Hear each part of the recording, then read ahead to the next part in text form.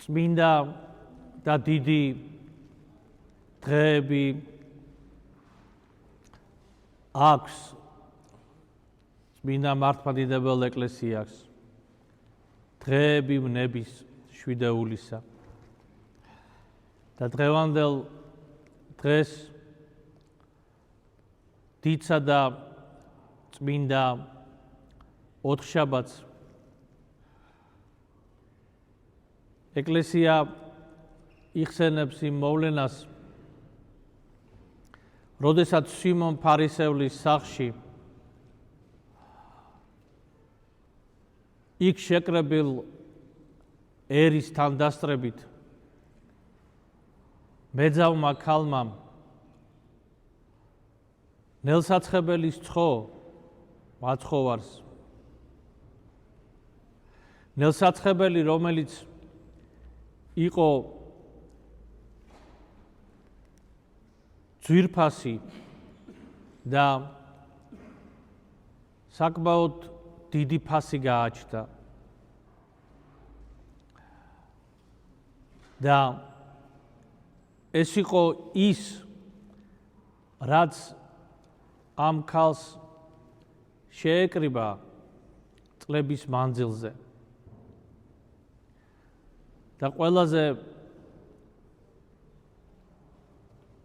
დიდი ძვირფასეულობა, რაც მას გააჩნდა, მან ამგვარად გახარჯა ქრისტეს დაბანა ფეხები ძვირფასი ნელსაცხებლით, ზეთით და ამით გამოითხოვა და მიიღო მიტევება ცოდვათა. და ამ დღის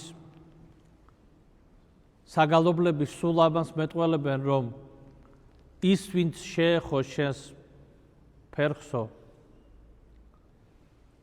და გთხოვა, რომ დავბან ფერხთა შენთა და მივიღებ შენდობას ცოდვათა, ხოლო შენმა მოწაფემ ანთებულმა ანგარებითაო ცეცხლი ჯოჯოხეთისა განიმზადაო.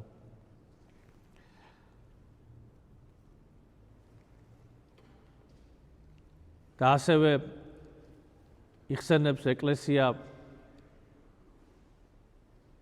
იუდა მოციქულისაგან ქრისტეს გაცემას, ღალატს თავისი ღვთაებრივი მოწაფისა. და აი რა ხდება ამ მოვლენის დროს, რომელიც აღწერილია სახარებაში. როდესაც ფეხი დაბანა ქალმა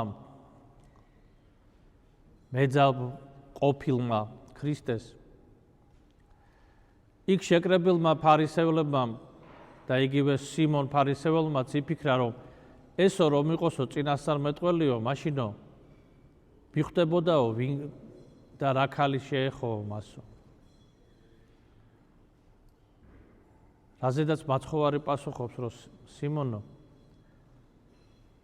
მე მოვედიო შენ სახლშიო, შენ სტუმართმოყვარეობის წესის მიხედვით, რომელიც აღმოსავლეთში დღესაც მოგეხსენება ძალიან მნიშვნელოვანია და ჩვენთანაც ჩვენს სამშობლოში ყოველთვის მნიშვნელოვანი იყო და არის წესის სტუმართმოყვარებისა. შენო მე არ შემომთავაზეო გადაბანა ფეხის, ხელის და ამ ქალმა კი ყველაზე დიდი თავისი ძვირფასეულობით დამბანა მე ფეხიო და გეტყვი შენო ვინცო დიდად შეიყვაროსო მას დიდად მიეტევნოს ცოდვანი მისნიო.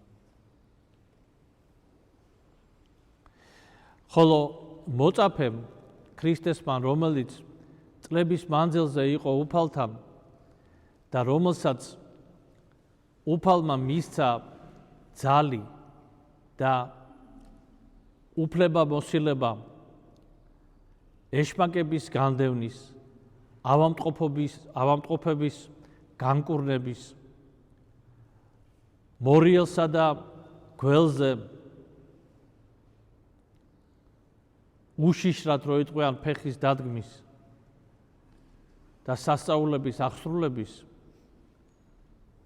ამ მოწაფემ ანგარებით ახსვილმა, მაგრამ გარდა ანგარებისა განიკითხა თავისი მასწავლებელი და როგორ განიკითხა მზაკრულად.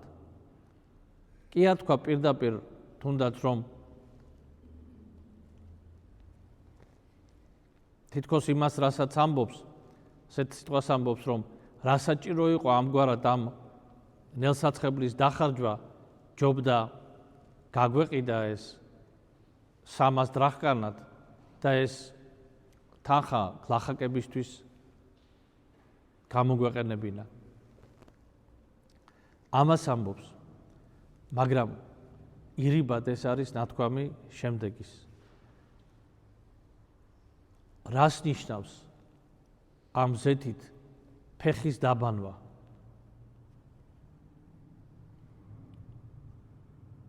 რატომ ამგვარად დახარჯე შენ, დაახარჯინე ამ ქალს ეს ზეთი? ეს კი არ იყო განკითხვა მეძავი ქალის, ეს იყო განკითხვა მასწავლებლის და მოძღვრის. და ამ განკითხვაში მადლიერების არანაირი მისხალი არ ჩანს. მადლიერებისა, რომ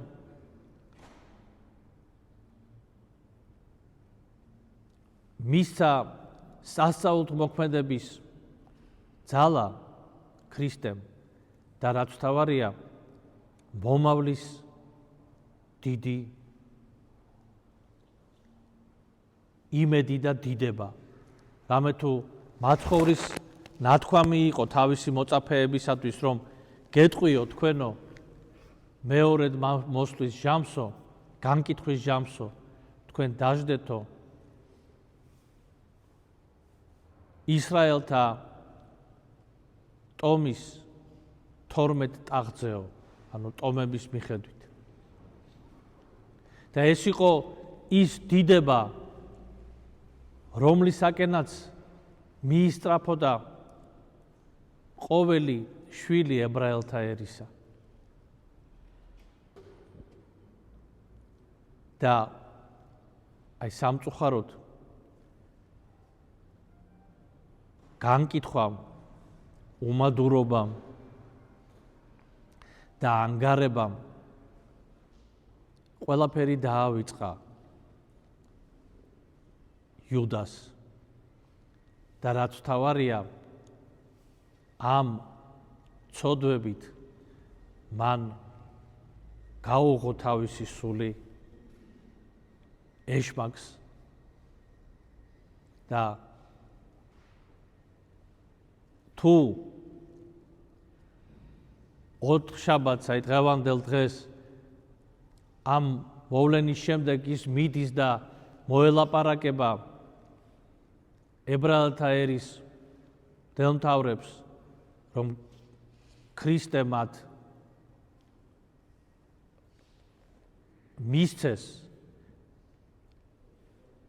აპოვნინოს და შესაპყრობად, ესე იგი ხელი შეუწყოს და ამაში იღებს 30 ვერცხლს. აი უკვე საიდუმლო სერობაზე მასში შედის ეშმაკი და ბოლომდე სდგამს ის ქრისტეს ღალატის ნაბიჯს და უთანხმდება, რომ ვისაც მე ამ ბორს უყოფ, ის არის ქრისტე და შეიპყარით ეგავ. აი ამგვარად ძვირფასო ძმანო და დანო, ჩვენ უნდა ვხედავდეთ ამ მოვლენებს, რომელსაც სახარება ჩვენ მოგვითხრობს. და ნუ ვფიქრობთ, რომ ეს ყველაფერი განყენებულად ნათქვამია და დაწერილია წიგნში და ჩვენ არ გვეხება.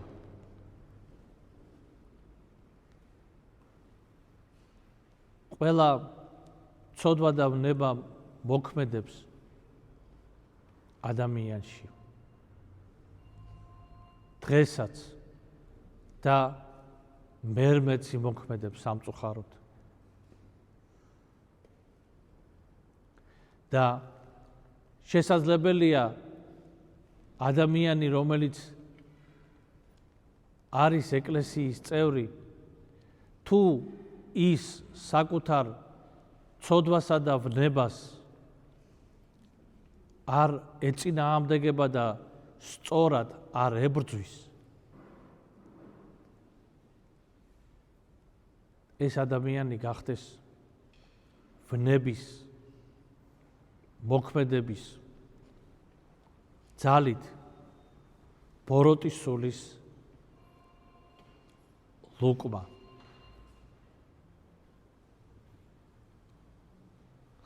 ამიტომაც აი გვახსოვდეს ეს მაგალითები წმინდა წერილისა, გვეშინოდეს ანგარების, განკითხვის, უსიყვარულობის,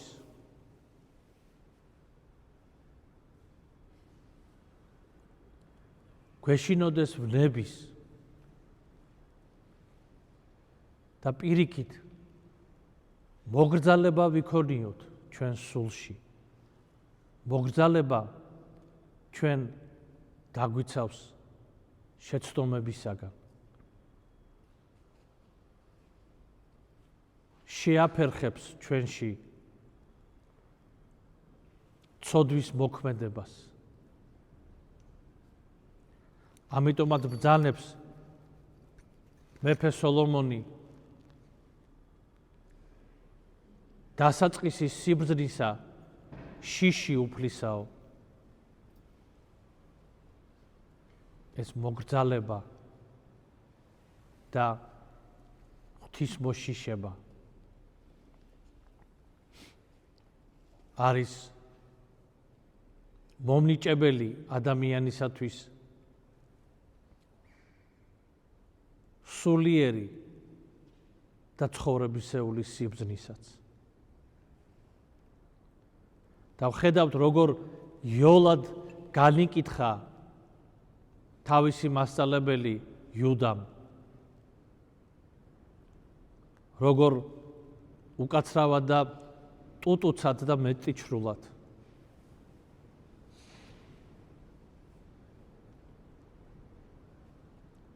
განკითხვა სამწუხაროდ არის ის ცოდვა, რომელიც ყველაზე მეტად ალბათ არის გავრცელებული ჩვენ შორის. არა მხოლოდ მე არ გულისხმობ ადამიანებს, რომლებიც არ არიან ეკლესიის წევრები, ჩვენ შორისაც, ეკლესიის წევრებს შორის.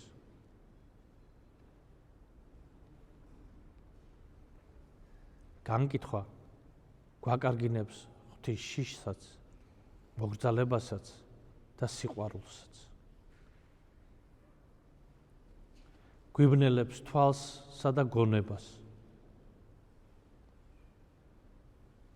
და გულსაც აქვავებს, რაც დაემართა იუდას. გაუქვავდა გული.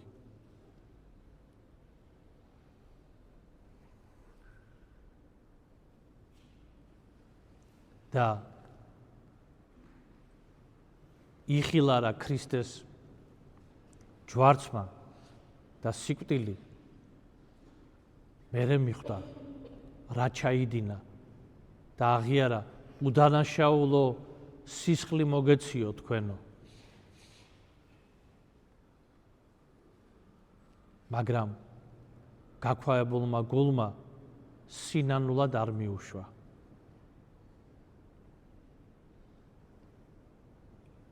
იმ სინანულად, რომელიც პეტრე მოციქულს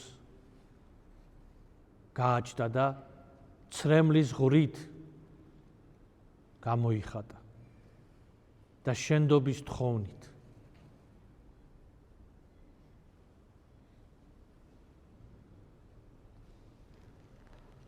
ამგვარად, ძვირფასო ძმანო და დანო, ვიქონიოთ მოგზალება ჩვენ სულში და ნუ განვიკითხავთ იოლად და ავყიათ ადამიანს, რომლის არ ვიცით ჩვენ სინანული, არ ვიცით მდგომარეობა და ვითარება, თუნდაც არ ვიცით მისი ჩანაფიქრი და რაც თავარია ჩვენ არ ვიცით ღმერთის ჩანაფიქრი ამ ადამიანის მიმართ.